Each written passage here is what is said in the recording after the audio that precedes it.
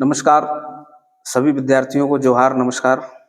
आप सभी लोगों का जेपीएससी का एग्जाम बहुत अच्छा गया होगा, इसी आशा के साथ चलिए आज हम लोग कुछ जेपीएससी के इतिहास विषय से संबंधित क्वेश्चनों को डिस्कस करते हैं। सबसे पहले जो क्वेश्चन है इतिहास का, तो इतिहास के क्वेश्चन डिस्कस करने से पहले मैं आपसे ये कहना चाहूँगा कि पेपर बहुत अच्छा बना था और हिस्ट्री के जो क्वेश्चन हैं काफ़ी स्टैंडर्ड क्वेश्चन आए हैं। अब पेपर का पैटर्न धीरे धीरे अच्छा होता जा रहा है, तो आप सभी लोग इस बात को ध्यान में रखते हुए तैयारी करें कि केवल एक लूसेंट जैसी किताबों से पढ़कर नैया पार नहीं लगेगी, कहीं ना कहीं हमको कंसेप्चुअल एनसीईआरटी बेस भी तैयारी करनी पड़ेगी। तो चलिए हम लोग आगे बढ़ते हैं और हिस्ट्री के कुछ क्वेश्चन को डिस्कस करते हैं। सबसे पहला जो क्वेश्चन है, निम्नलिखित में से किस सिंधु घाटी सभ्यता स्थल पर हल की खोज संबंधित टेराकोटा की प्रतिकृति मिली है? तो इसमें क्वेश्चन को थोड़ा सा घुमाया गया है। इसमें यह कहा है कि हल की खोज से संबंधित टेराकोटा की आकृति, मॉडल, खिलौना। प्रतिकृति का मतलब होता है कोई आकृति, कोई खिलौना, कोई किसी प्रकार का मॉडल।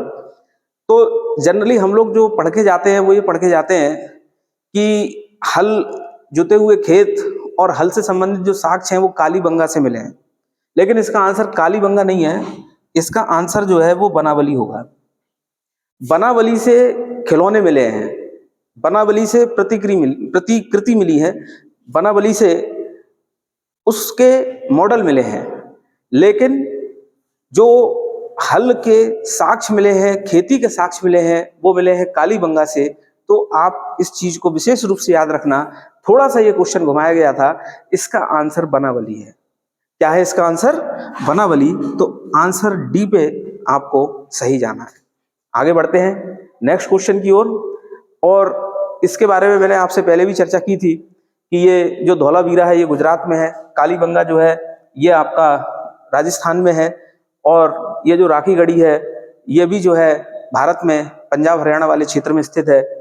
ये धौलावीरा, यहाँ से स्टेडियम, एक बहुत बड़ा सिंधु घाटी सभ्यता का स्थल है। ये सारे स्थलों पर हम लोगों ने विस्तार से चर्चा की थी, तो आप इस चीज को याद रखेंगे। क्वेश्चन को थोड़ा सा जो है घुमाया है। यदि हमने इस क्वेश्चन को ढंग से नहीं पढ़ा, थोड़ा सा जल्दबाजी में उत्तर देने की कोशिश की, तो कहीं ना कहीं हम जल्दबाजी में कालीबंगा पे आंसर लगा सकते हैं, क्योंकि हल जुते हुए खेत जब भी बात आती है तो कालीबंगा पे हमारा ध्यान जाता है। लेकिन उसने खिलौना, प्रतिकृति जो है, एक मॉडल पूछा है कि हल के बने हुए मॉडल खिलौना कहां से प्राप्त हुए हैं, तो वो प्राप्त हुए हैं बनावली से। नेक्स्ट क्वेश्चन पे चलते हैं।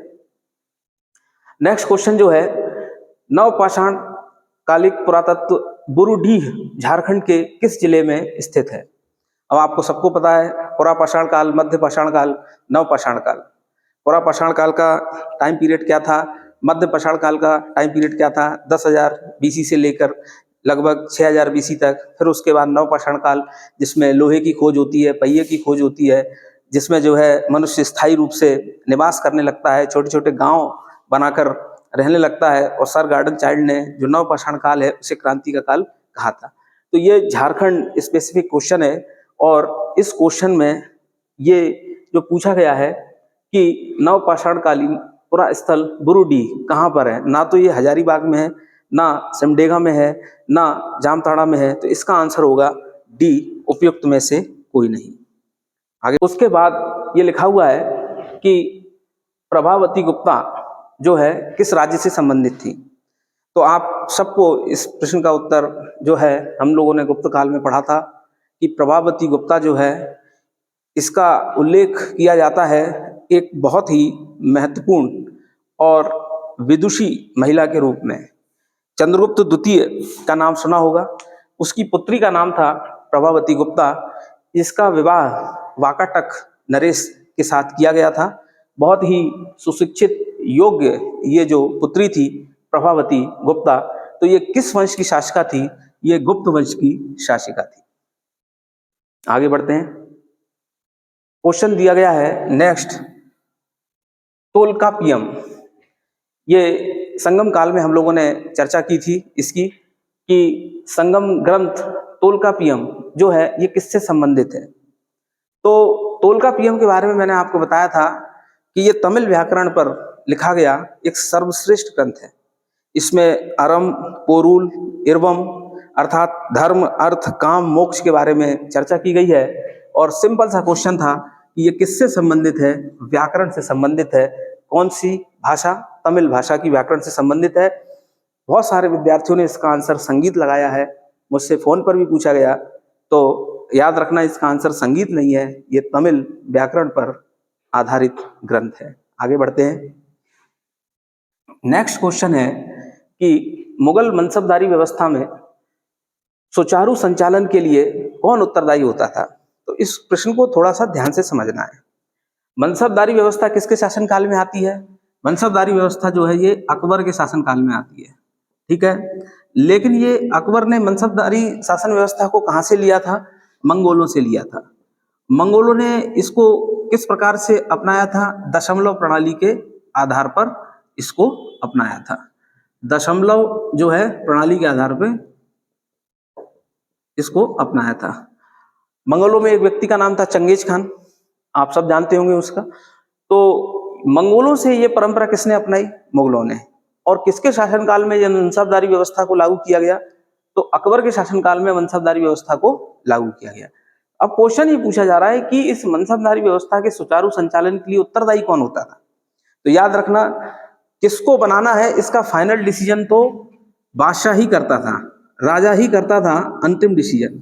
लेकिन ये बादशाह किसकी सलाह पे करता था? ये बादशाह मीर बख्शी की सलाह पर करता था। किसकी सलाह पे करता था? मीर बख्शी की सलाह पर जो है ये मीर बख्शी सलाह देता था कि किसको मनसबदार बनाना है, किसको अमीर बनाना है, किसको उमरा बनाना है, किसको 5,000 का मनसब देना है। ये जो है कौन सलाह देता था? मीर बख्शी। फाइनल डिसीजन कौन लेता था? राजा। तो इसका सही आंसर क्या होगा? मीर बख्शी, ठीक है। तो ये आप लोग विशेष रूप से याद रखना। सरल क्वेश्चन था, कोई जो है विशेष रूप से इसमें ज्यादा जो है क्लास में डिस्कस किया हुआ क्वेश्चन था, तो आराम से सभी लोगों का ये बन गया होगा। आगे बढ़ते हैं नेक्स्ट क्वेश्चन की ओर। नेक्स्ट क्वेश्चन क्या है कि मुगल काल के दौरान, पिछले शासनकाल के दौरान ढाले गए सिक्कों को क्या कहा जाता था? ये क्वेश्चन थोड़ा सा जो है घुमाया गया क्वेश्चन है। इसको क्वेश्चन को पहले समझना पड़ेगा। क्वेश्चन थोड़ा सा जो है ट्विस्ट कर दिया गया। उसने ये पूछा है कि मुगल काल के दौरान, यानी मुगल काल कब से चालू होता है? जब बाबर भारत में आया। कब आया? 1526 में। कौन सा युद्ध हुआ था? पानीपत का युद्ध हुआ था। तो मुगल काल के दौरान, अब ये पूछ रहा है उससे पहले, मुगल काल के दौरान उससे पहले। तो याद रखना, इस मुगल काल में सबसे प्रचलित जो सिक्का था वो सिक्का था शेरशाह सूरी वाला, जिसका नाम था रुपया। चांदी का सिक्का आप सब लोगों ने याद रखा होगा, आप सबको पता होगा रुपया। तो ये तो था मुगल काल का सबसे प्रचलित सिक्का। कौन सा? रुपया। लेकिन वो ये कह रहा है कि मुगल काल के दौरान, उसके पिछले शासनकाल में, अब मुगल काल से पहले क्या था? सल्तनत काल। तो बोल रहा है कि उसके पिछले शासनकाल के दौरान ढाले गए सिक्कों को क्या कहा जाता था? कौन सा प्रचलित सिक्का होता था? तो उसमें जो है दो बातें सामने आती हैं। एक बात सामने आती है मोहर, और एक बात आती है अद्दा और बिख, ठीक है। क्योंकि यहाँ बिखा लिखा हुआ है। क्या लिखा हुआ है? बिख। यदि ये बिख होता तो ये भी एक आंसर बन सकता था, लेकिन अब इसका सही आंसर होना चाहिए मोहर, ठीक है। आपको याद हो अद्दा और बिख के बारे में हम लोगों ने चर्चा की थी, जब तुगलक काल के बारे में चर्चा की थी। तो ये जो मोहर है ये इसका सही आंसर होगा। आगे बढ़ते हैं नेक्स्ट क्वेश्चन। अब ये देखिए, ये क्वेश्चन पूछा गया, विजयनगर साम्राज्य की राजधानी किस नदी के तट पर स्थित है? तो आप सबको पता होगा विजयनगर साम्राज्य की स्थापना किसने की थी? हरिहर बुक्का ने की थी। हरिहर बुक्का कौन थे? तो हरिहर बुक्का जो है ये एक प्रकार से काम्पली में जब मोहम्मद बिन तुगलक ने आक्रमण किया था तो इनको गिरफ्तार कर लिया था। बाद में ये छूटकर वापस आते हैं दक्षिण भारत में। इनके एक संत थे, इन संत का नाम था विद्यारण, और विद्यारण के आशीर्वाद से इन्होंने दोबारा हिंदू धर्म की दीक्षा ली और उसके बाद जो है विजयनगर साम्राज्य की स्थापना की। तो यदि ये भारत का नक्शा है। तो इसमें यहाँ पर एक नदी बहती है, इसका नाम है गोदावरी नदी। यहाँ एक नदी बहती है, इसका नाम है कृष्णा नदी। और यहाँ एक नदी बहती है, इसका नाम क्या है? कावेरी नदी। तो ये गोदावरी नदी है, ये कृष्णा नदी है, ये कावेरी नदी है। इस कृष्णा नदी की सहायक नदी है तुंगभद्रा। यानी तुंग जो नदी है वो एक अलग नदी है, भद्रा नदी है वो एक अलग नदी है। जब ये दोनों मिल जाती हैं तो इसको कहा जाता है तुंगभद्रा। तो विजयनगर साम्राज्य की राजधानी किस नदी के किनारे थी? तुंगभद्रा। और तुंगभद्रा के किनारे कौन सा शहर था? उस शहर का नाम है हम्पी। क्या नाम है उस शहर का? हम्पी। ठीक है, ये वर्तमान में कहां पर है? कर्नाटक में। ये तुंगभद्रा नदी का जो उपजाऊ क्षेत्र होता था उसके लिए इतिहास में सबसे ज्यादा हमें लड़ाइयाँ दक्षिण भारत में देखने को मिलती हैं। और इनकी लड़ाई किससे होती थी? यहाँ पर तुंगभद्रा नदी का जो दोआब था इसे रायचूर दोआब भी कहते हैं। और इस उपजाऊ भूमि को प्राप्त करने के लिए जो संघर्ष होता था वो संघर्ष किसके साथ होता था? बहमनी। तो बहमनी के साथ हमेशा इनकी लड़ाई लड़ी जाती थी। और ये जो विजयनगर साम्राज्य है इसमें कौन कौन से राजवंशों ने शासन किया? तो संगम वंश, सुलभ वंश, तुलुप वंश और अराविडु वंश। संगम वंश, सुलभ वंश, तुलुप वंश और अराविडु वंश ने इस पर क्या किया? तो शासन किया। तो इसका आंसर क्या होगा? तुंगभद्रा नदी। विजयनगर साम्राज्य की राजधानी किस नदी के तट पर स्थित है? तुंगभद्रा नदी के तट पर स्थित है। चलिए आगे बढ़ते हैं नेक्स्ट क्वेश्चन की ओर। नेक्स्ट क्वेश्चन है, निम्नलिखित में से कौन सा सही सुमेलित नहीं है? अब यार ये क्वेश्चन पूछ रहा है कौन सा सही सुमेलित जो है वो नहीं है। तो इसमें आप याद रखना कि लाल महल जो है ये बलबन ने बनवाया था, बलबन का लाल महल था। हिंडोला महल होशंगशाह के मध्य प्रदेश में धार मांडू में स्थित है होशंगशाह। जहाज महल ये भी जो है मध्य प्रदेश में धार जिले के मांडू में स्थित है। लाल दरवाजा ये मस्जिद जो है ये बीबी राजे ने बनवाई थी। तो इसके सारे आंसर जो है वो सही जो है हैं। यानी कि इसमें इस क्वेश्चंस को जो है डाउट में रखा जाएगा, इसके सारे आंसर जो है वो कहीं ना कहीं सही हैं। इसमें यदि कोई गलत हो सकता है, वैसे तो इसके सारे आंसर सही हैं, यदि कोई गलत हो सकता है तो जो है डी आंसर गलत हो सकता है। लेकिन ये भी मिल गया था कि बीबी राजे के द्वारा ही बनवाया गया था। लेकिन ये जो जहाज महल है इसके दो नाम मिलते हैं। यदि हम जहाज महल के आगे का जो शिलापट्ट है उसमें देखेंगे तो इसके दो नाम मिलते हैं। तो ये भी जो है गयासुद्दीन जो है खिलजी के ही समय बनवाया गया था। तो इसको भी हम लोग डाउट में ले सकते हैं। लेकिन अभी की स्थिति में ये सारे विकल्प सही है। तो इस क्वेश्चन को हम लोग अभी इसमें रखेंगे, डाउट में रखेंगे। आगे बढ़ते हैं नेक्स्ट क्वेश्चन की ओर। नेक्स्ट क्वेश्चन क्या कह रहा है कि निम्न में से कौन जहांगीर के समय का चित्रकार नहीं था? अब जहांगीर के समय का चित्रकार कौन नहीं था? तो देखिए, मंसूर जहांगीर के समय का चित्रकार था, मनोहर जहांगीर के समय का चित्रकार था, अबुल हसन जहांगीर के समय का चित्रकार था। ये जो था ख्वाजा अब्दुल समद, ये किसके समय का चित्रकार था? ये अकबर के समय का चित्रकार था। तो इसका आंसर क्या हो जाएगा? सी इसका आंसर हो जाएगा। बिल्कुल सिंपल क्वेश्चन है, क्लास में कराया हुआ क्वेश्चन है और आपको इसका आंसर क्या लगाना था? सी। ये जहांगीर के समय का चित्रकार नहीं। क्वेश्चन पूछा गया, मंसूर थे, मनोहर थे, अबुल हसन थे, लेकिन ख्वाजा अब्दुल जो समद थे ये किसके शासनकाल के चित्रकार थे? अकबर के। आगे बढ़ते हैं नेक्स्ट क्वेश्चन की ओर। नेक्स्ट क्वेश्चन क्या कहता है, आइए जरा उसको देखते हैं। नेक्स्ट क्वेश्चन क्या कहता है? ये क्वेश्चन नेक्स्ट कह रहा है कि 1931 में कांग्रेस के किस अधिवेशन में मौलिक अधिकारों का प्रस्ताव पारित हुआ?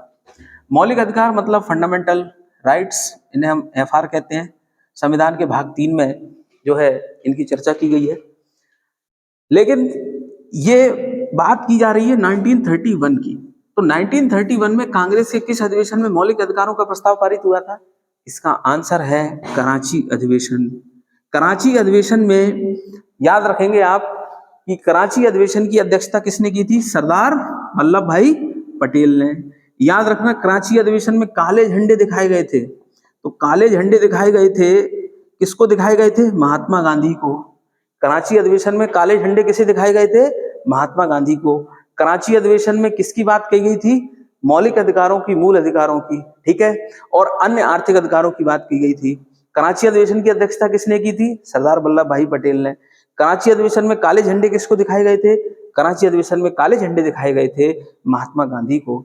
ये बहुत ही इंपॉर्टेंट क्वेश्चन है। अभी कुछ दिन पहले ही मैंने इसको डिस्कस भी किया था और बल्कि लिखवा भी दिया था बच्चों को, तो तो ये क्वेश्चन गलत नहीं होना चाहिए आपका।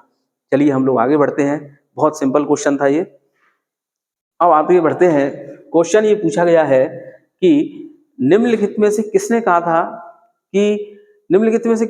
कि रैयतवाड़ी एक ऐसी व्यवस्था है जो भारत में हमेशा प्रचलित रही है। निम्नलिखित में से किसने कहा था रैयतवाड़ी एक ऐसी व्यवस्था है जो भारत में हमेशा प्रचलित रही है? तो याद रखिए, ये जॉन सोर हैं। इन्होंने तो सुझाव दिया था बंगाल और बिहार के लिए, और ये थे किससे संबंधित? ये जो है स्थायी बंदोबस्त से संबंधित थे। अलेक्जेंडर डफ का कोई संबंध नहीं था, क्योंकि अलेक्जेंडर डफ जो थे वो पंजाब और उस क्षेत्र से संबंधित थे जिनका सिखों के संघर्ष से जो है इनकी चर्चा की जाती है। अब आते हैं कैप्टन रीड और टॉमस मुनरो। तो टॉमस मुनरो जो है, इनको श्रेय दिया जाता है रैयतवाड़ी व्यवस्था को लागू करने का। रैयतवाड़ी व्यवस्था कहां पर लागू की गई थी? दक्षिण भारत में।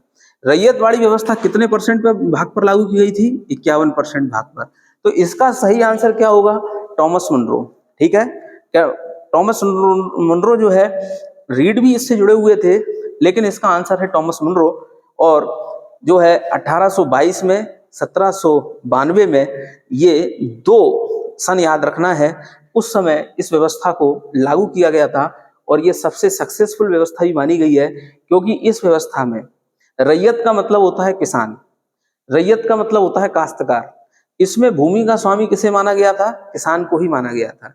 रैयतवाड़ी व्यवस्था में भूमि का स्वामी किसे माना गया था? किसान को ही। तो अंग्रेजों ने किसके साथ समझौता किया था? अंग्रेजों ने समझौता किया था किसानों के साथ, रैयत के साथ। इसीलिए दक्षिण भारत में सामंतवादी व्यवस्था, जमींदारी व्यवस्था इतनी ज्यादा आज भी उसके प्रभाव देखने को नहीं मिलते हैं जितने उत्तर भारत में देखने को मिलते हैं। तो इसका आंसर क्या होना चाहिए? Thomas Munro. कब लागू की गई? तो ये याद रखना, 1822, 1792। आगे बढ़ते हैं नेक्स्ट क्वेश्चन की ओर। नेक्स्ट क्वेश्चन ये कह रहा है कि निम्नलिखित में से किस समाचार पत्र से महात्मा गांधी संबंधित नहीं रहे हैं? महात्मा गांधी संबंधित नहीं रहे हैं, कौन सा समाचार पत्र था? तो आप सबको पता होगा कि ये लिखा हुआ है यंग इंडिया, ये लिखा हुआ है हरिजन, ये लिखा है इंडियन ओपिनियन। ये रविन्द्रनाथ टैगोर के बड़े भाई का समाचार पत्र था इंडियन मिरर, देवेंद्रनाथ टैगोर। तो यंग इंडिया, महात्मा गांधी के विचार, बहुत ही महत्वपूर्ण विचार इसमें दिए गए हैं। हरिजन महात्मा गांधी के द्वारा निकाला गया एक साप्ताहिक पत्र था। और इंडियन ओपिनियन, ये भी महात्मा गांधी के द्वारा निकाला गया क्या था? पत्र था। लेकिन इसका सही आंसर क्या होगा? Indian mirror. ये इंडियन मिरर जो है, ये किसके द्वारा? रविन्द्रनाथ टैगोर के बड़े भाई के द्वारा इंडियन मिरर को निकाला गया था। तो इसका सही आंसर क्या होगा? बी। आगे बढ़े नेक्स्ट क्वेश्चन की ओर। अब नेक्स्ट क्वेश्चन ये कह रहा है कि अमृतसर की संधि महाराजा रणजीत सिंह, अमृतसर की संधि महाराजा रणजीत सिंह और किसके बीच में संपन्न हुई थी? तो याद रखना, लॉर्ड मिंटो के बीच में जो है, सिखों के जो राजा थे रणजीत सिंह, उनके बीच में 1809 में ये संधि क्या हुई थी? की गई थी। लेकिन आपको मैंने इसको याद कराया था कि 1909 में मार्ले मिंटो सुधार अधिनियम आया था। तो यहाँ भी मिंटो है और 1909 भी मार्ले मिंटो, तो आप इसको इस प्रकार से याद कर सकते हैं। और महाराजा रणजीत सिंह जो है, आपको सबको पता होगा कि सिख राज्य के महानतम जो है राजाओं और संस्थापकों में से एक माने जाते हैं। अर्थात सिख राज्य को जो स्थापित करने का श्रेय दिया जाता है वो महाराजा रणजीत सिंह को ही दिया जाता है। सुकर चकिया मिसल से संबंधित थे। इनके पिता, इनके पूर्वज महासिंह थे और उन 12 मिसलों में सबसे शक्तिशाली मिसल था भंगी मिसल। और दूसरा अन्य एक मिसल का नाम था शुक्रचकिया मिसल। तो इस शुक्रचकिया मिसल ने अन्य सारे मिसलों को धीरे धीरे अधिकार कर लिया और उस क्षेत्र पर अधिकार करने के बाद धीरे धीरे जो सिख साम्राज्य है उसकी स्थापना की। जब महाराजा रणजीत सिंह शासक बने तो उन्होंने कांधार, काबुल तक अपने क्षेत्र को जीत लिया था, लेकिन अंग्रेजों के साथ संघर्ष करने पर ये जो अमृतसर की जो संधि होती है, इस संधि में सतलज नदी को रेखा माना गया। यानी कि ये जो सतलज नदी है, इस सतलज नदी जो है कि पश्चिम का क्षेत्र, ये यहाँ पर ये जो सतलज नदी जा रही है, तो इस सतलज नदी के नीचे का जो क्षेत्र है ये अंग्रेजों का हो जाएगा और ये ऊपर का क्षेत्र ये किसका हो जाएगा, सिख जो है साम्राज्यों का, यानी महाराजा रणजीत सिंह जो है इनका हो जाएगा। इस संधि से सिखों को क्या नुकसान हुआ ये भी मैंने आपको डिटेल में समझाया था कि किस प्रकार से इसके बाद सिख राज्य जो है वो कमजोर होना चालू हुआ था। आगे बढ़ते हैं नेक्स्ट। अब नेक्स्ट जो है क्वेश्चन है वो ये कहा गया है कि निम्न में से कौन सी पुस्तक डॉक्टर भीमराव अंबेडकर के द्वारा नहीं लिखी गई है। तो देखिए इसका सीधा सीधा आंसर मिलता है यदि हम लोग जो है थोड़ा सा हमने हिस्ट्री के चीज़ों को पढ़ा हो। ये लिखा हुआ है thoughts on Pakistan annihilation of the caste, फिर लिखा है problem of rupee, its origin and its solution, और दूसरा लिखा हुआ है सर्वेंट्स ऑफ सोसाइटी। तो ये servant of India, servant of society ये किससे संबंधित थी, तो ये गोपाल कृष्ण गोखले से संबंधित थी।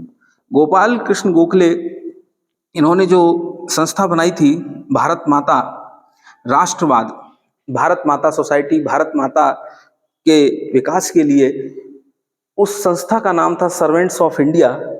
और 1905 में जो बनारस का अधिवेशन हुआ था उसकी अध्यक्षता किसने की थी, गोपाल कृष्ण गोखले ने की थी। किसने की थी, गोपाल कृष्ण गोखले ने की थी। और आपको ये भी याद रखना है कि महात्मा गांधी के गुरु कौन थे, राजनीतिक गुरु गोपाल कृष्ण गोखले थे। तो महात्मा गांधी के राजनीतिक गुरु गोपाल कृष्ण गोखले थे। मोहम्मद अली जिन्ना के राजनीतिक गुरु कौन थे, गोपाल कृष्ण गोखले थे। लेकिन गोपाल कृष्ण गोखले के गुरु कौन थे, तो M.G. रानाडे, अर्थात महादेव गोविंद रानाडे। इन्हें महाराष्ट्र का सुकरात कहा जाता है, पश्चिम भारत का सुकरात कहा जाता है। और ये भी आप याद रखना, गोपाल कृष्ण गोखले ने ही महात्मा गांधी को सुझाव दिया था कि आप 1915 में भारत आए हैं तो पहले इस देश को समझिए, यहाँ के गांवों का भ्रमण कीजिए, उसके बाद आप सक्रिय राजनीति में आगे बढ़िए। तो गोपाल कृष्ण गोखले के ही सुझाव से महात्मा गांधी ने अपने राजनीतिक कदम में काफ़ी प्रभावशीलता स्थापित की थी, काफ़ी जो है सफलतम प्रयास किए थे। तो इसका आंसर क्या होगा, सर्वेंट ऑफ इंडिया। आगे बढ़ते हैं नेक्स्ट क्वेश्चन पे।